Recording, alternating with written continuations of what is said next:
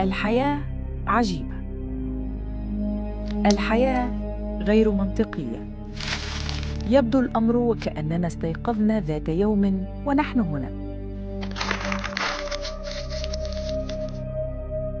يمكن للحياة أن تكون مؤلمة، مأساوية، مملة، وخالية من المعنى. الحياة ممكن أن تكون خرافية، رائعة، مدهشة، ومليئة بالمعنى. الأمر كله عائد إليك.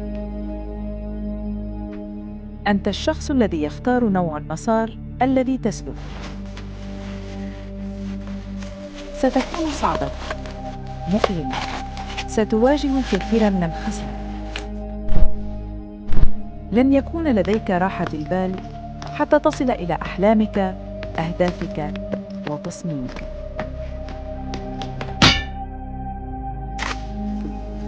لا تفكر في المستقبل، فكر في الحاضر. ماذا ستفعل لتصحيح الأمور؟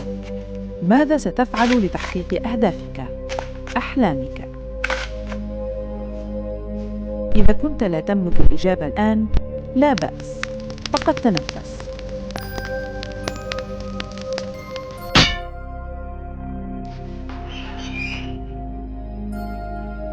الآن، عندما تملك الإجابة، اصنع الخطة ألف باء وإلى آخره.